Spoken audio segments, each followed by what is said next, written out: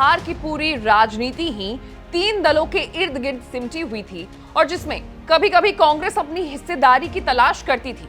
उसी बिहार में चुनावी रणनीतिकार से राजनेता बने प्रशांत किशोर ने अपनी पार्टी के जरिए ऐसी सियासी एंट्री की है कि पूरा चुनाव का जो फोकस है वो बदल गया है और अब कोई भी नेता जानबूझ करके तो क्या अनजाने में भी प्रशांत किशोर को इग्नोर नहीं कर सकता है। लेकिन क्या वाकई प्रशांत किशोर की मौजूदगी ने बिहार के चुनाव को बदल दिया है या फिर असल में पूरा खेल महज दिखावे तक ही सीमित है? आज चर्चा इसी मुद्दे पर करेंगे। नमस्कार, मैं हूं आपके साथ आशीष सिंह आनंद।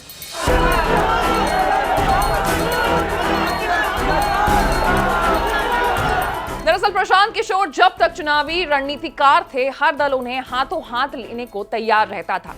क्या कांग्रेस, क्या बीजेपी, क्या जेडीयू और क्या टीएमसी। एक लंबी फेहरिस्त की उन सियासी दलों की जो प्रशांत किशोर को अपने पाले में खड़ा रखने की हर एक कोशिश करते थे, क्योंकि प्रशांत की मौजूदगी का मतलब कुछ अपवादों को छोड़कर जीत की गारंटी हुआ करता था। लेकिन 2 अक्टूबर 2022 की तारीख ने प्रशांत किशोर को उस रास्ते पर लाकर खड़ा कर दिया है जहां से हर दल उनसे पर्याप्त दूरी बनाए रखने की कोशिश करने लगा, क्योंकि पीके ने ऐलान कर दिया कि वो अब पुराना काम छोड़ रहे हैं और बिहार के लिए वो एक नए अभियान को शुरू कर रहे हैं जिसका नाम है जन सुराज। जिसको मन है उसको वोट दीजिए, लेकिन एक संकल्प लीजिए, जीवन में एक बार वोट किसी नेता के लिए नहीं, अपने जात के लिए नहीं, किसी दल के लिए नहीं, हिंदू मुसलमान के लिए नहीं, 5 किलो अनाज के लिए नहीं।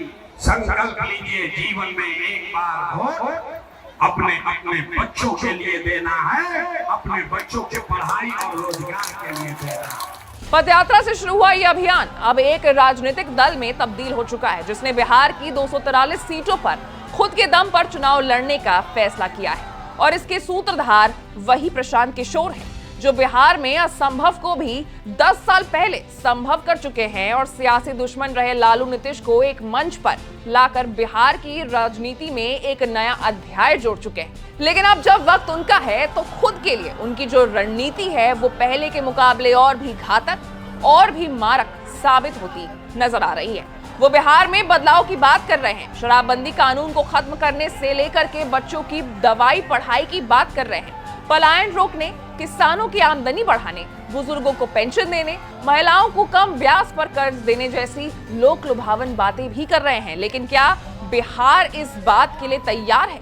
क्योंकि 3 दशक से वोटर उन्हीं 3 पार्टियों के इर्द गिर्द सिमटा हुआ है और हर नई पार्टी को बिहार में कभी खास सफलता मिल नहीं पाई है। इसमें वोटर्स की जातीय गोलबंदी से लेकर के उनकी प्रतिबद्धता तक की भी बात रही है। लेकिन पीके ने अपनी एंट्री के बाद से ही उन परंपरागत मान्यताओं को ध्वस्त करने की कोशिश की है, क्योंकि उनके लिए तो कोई भी अछूता नहीं है।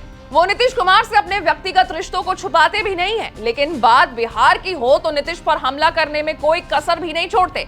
वो साल 2015 में तेजस्वी को उप मुख्यमंत्री बनाने में अपनी भूमिका से इनकार भी नहीं करते, लेकिन बिहार की हकीकत दिखाने के लिए वो तेजस्वी को 9वीं फेल बताने से भी नहीं हिचकिचाते।